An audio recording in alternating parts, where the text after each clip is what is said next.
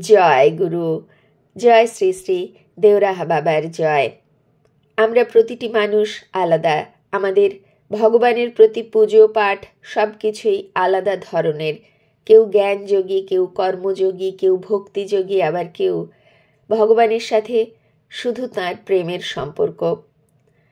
কি বলছেন শ্রী শ্রী দেওরাহা বাবা এই প্রসঙ্গে? আজ আমরা তাই শুনব।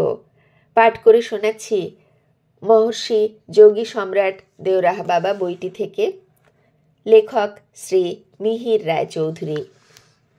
ভগবত প্রেমই বিশ্বপ্রেম। বাবা বলছেন, আনন্দ এবং প্রেম এই দুটির প্রক্রিয়া এক। আনন্দে অহংয়ের বন্ধন ক্ষীণ হয়ে যায়, আর প্রেমে ভেদাভেদ দূর হয়ে যায়। যতক্ষণ জীবের অহংভাব বা আমিত্ব ভাব থাকে, মায়া মমতা থাকে, ততক্ষণ তার ভেদাভেদ ভাব থাকে। যখন ক্রমাগত ঈশ্বর প্রেমের ঢেউ এসে জাগতিক কামনা বাসনাকে দূরে সরিয়ে দেয়, তখনই বিশুদ্ধ আনন্দ অনুভব করা যায়। এই জন্য প্রকৃত আনন্দই হচ্ছে প্রেম। প্রকৃত আনন্দ কিভাবে সম্ভব? সেটা একমাত্র সম্ভব ভগবত আরাধনায়। ঈশ্বরের ভালোবাসা, ঈশ্বর প্রেমই প্রকৃত প্রেম, প্রকৃত সুখ, প্রকৃত আনন্দ। যোগীর আনন্দ এবং ভক্তের আনন্দের মধ্যে কিছুটা তফাৎ আছে। যোগীর আনন্দ তরঙ্গহীন সমুদ্রের মতো স্থির, আর ভক্তের আনন্দ তরঙ্গবহুল সমুদ্রের মতো উচ্ছল। ভক্তের আনন্দে লীলা অনুভূত হতে থাকে। লীলা তরঙ্গে ভক্তের মন প্রফুল্ল এবং উল্লাসিত হয়ে ওঠে। ভক্তি এবং জ্ঞান প্রসঙ্গে পরম পূজ্য শ্রী দেওরাহা বাবা বললেন, ভক্তি এবং জ্ঞানের মধ্যে প্রক্রিয়া ভেদ আছে, কিন্তু লক্ষ্য এক। জ্ঞান নিষ্ঠাতে ঈশ্বরের শুদ্ধ নির্বিশেষ স্বরূপের উপাসনা করা হয়, আর ভক্তি নিষ্ঠায় সাকার সবিশেষের উপাসনা করা হয়। ভক্ত জ্ঞানী হতে পারে, আবার জ্ঞানী ভক্ত হতে পারে। ভক্তি জ্ঞান থেকে এবং জ্ঞান ভক্তি থেকে কখনোই আলাদা নয়। সমুদ্রের ঢেউ সমুদ্র থেকে যেমন আলাদা নয়, সূর্য কিরণ সূর্য থেকে যেমন আলাদা নয়, তেমনি ভক্তি জ্ঞানের অভিন্ন অঙ্গ। ভক্ত তাঁর সমস্ত কর্ম ভগবানকে সমর্পণ করে। সঞ্চিত প্রারব্ধ, ক্রিয়মান, নিত্য নৈমিত্তিক এবং নিষিদ্ধ কর্ম পর্যন্ত চিন্তা করে না। ভক্ত জানে, আমি ভগবানের কোলে বসে আছি, আমি বালক মাত্র, যা হবে ঈশ্বর বুঝে নেবেন। জ্ঞানী ভক্তের চিন্তা তত্ত্ব জ্ঞান লাভ করা। আমি কে, কোথা থেকে এসেছি, কোথায় যাব, এইসব ভাবনা চিন্তার মাধ্যমে ব্রহ্মই সত্য মনোমধ্যে এই উপলব্ধি দৃঢ় হতে থাকে। ক্রমে বিদ্যা অবিদ্যার ভেদ দূর হয়ে গিয়ে মায়া থেকে মুক্তি হয়ে যায়। সর্বত্র ব্রহ্ম সাক্ষাৎকার হয়।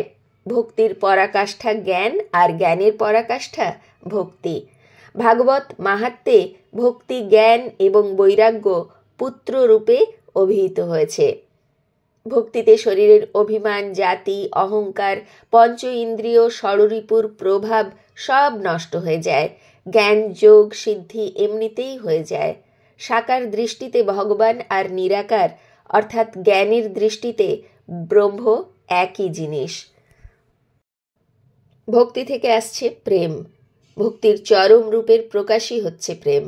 প্রেম ছাড়া ঈশ্বর উপলব্ধি অসম্ভব।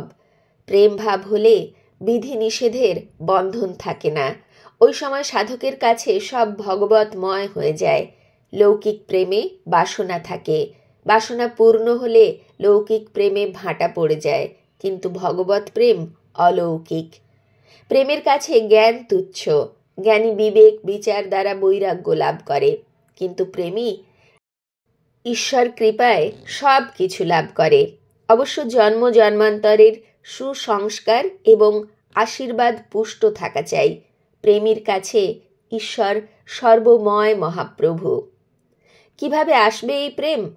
শ্রদ্ধা, সদাচার, সাধুসঙ্গ, ভজন, অনর্থ নিবৃত্তি, ভজনে নিষ্ঠা, আসক্তি, ভাব, ভক্তি এবং তারপর প্রেম। কি অপূর্ব সুন্দর করে শ্রী শ্রী দেওরাহা বাবা বুঝিয়ে দিলেন, প্রেমই সর্বোচ্চ। প্রেম হলেই আনন্দ ভাব আসে, আর আনন্দ সদানন্দ হয়। কোনো নিয়ম, কোনো বিধিনিষেধ কিছুই থাকে না। প্রেম ভাব হলে কোনো বন্ধন থাকে না।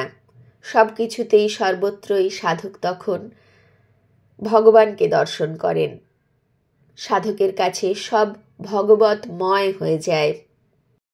যিনি প্রেমী হন তিনি ঈশ্বর কৃপায় সব কিছু লাভ করেন। আমরা নানা মহাপুরুষদের জীবনীতে প্রায় দেখতে পাই তাঁরা বস্তুত নিরক্ষর, অর্থাৎ আমরা সাধারণ লৌকিক মানুষেরা যা ভাবি যে অক্ষর জ্ঞান, সেটা তাদের প্রায় থাকেই না। আমরা তপভূমি নর্মদাতে শ্রী সোমানন্দজিকে পেয়েছি, শ্রী শ্রী রাম ঠাকুর বা অন্যান্য অনেক মহাপুরুষের জীবনী আমরা দেখতে পাব তাদের বস্তুত কোনো অক্ষর জ্ঞান ছিল না, কিন্তু তারা সর্বজ্ঞানী।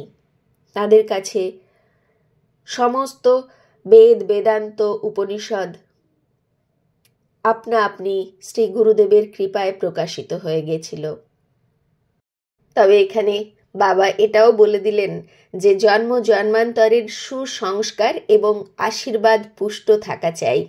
আমাদের সুসংস্কার জন্ম জন্মান্তর ধরে আসে, এক জন্মে কখনোই হয় না। অনেক মানুষই আমরা দেখি নানা নিয়ম মেনে পুজো পাঠ করেন, আবার কিছু মানুষ কখনোই পুজো পাঠ করেন না, যদিও বা করেন কোনো নিয়ম সেসবের ধার ধারেন না, কারণ তারা অনেকটা এগিয়ে রয়েছেন সাধন পথে। তবে সবাই একদিন এগিয়ে যাবে। কেউ আজ নার্সারি কেজিতে পড়ছে, কেউ বা ক্লাস 10, কেউ বা মাস্টার ডিগ্রি করছে, তাই সেই তফাৎটুকু। ধীরে ধীরে এগিয়ে যাবে, অবশ্যই এগিয়ে যাবে সবাই। আমরা আদ্যামায়ের মন্দিরে দেখতে পাই গুরু, জ্ঞান, কর্ম এবং প্রেম। গুরু ধরে আমরা এগিয়ে যাই জ্ঞান এবং কর্মের দিকে, এবং সর্বোচ্চ স্থানে সাধকের সাধনা শেষ হয় প্রেমে। শ্রীরামকৃষ্ণদেবের শ্রীচরণতলে লেখা সেজন্যই গুরু, তারপর মায়ের শ্রীচরণতলে লেখা জ্ঞান, কর্ম, এবং সর্বোচ্চ স্থানে শ্রী রাধাকৃষ্ণের যুগল মূর্তির শ্রীচরণতলে লেখা রয়েছে প্রেম। আদ্যাপীঠের মায়ের মন্দির কি অপূর্ব সুন্দরভাবে তৈরি হয়েছে, এবং সাধকের সাধনার স্তরগুলো ধাপে ধাপে সেখানে অপূর্ব সুন্দরভাবে প্রকাশ করে দিয়েছেন মা। আজ এই পর্যন্তই। জয় গুরু, জয় শ্রী শ্রী দেওরাহ বাবার জয়। গুরু কৃপা হি কেবলম। জয় গুরু।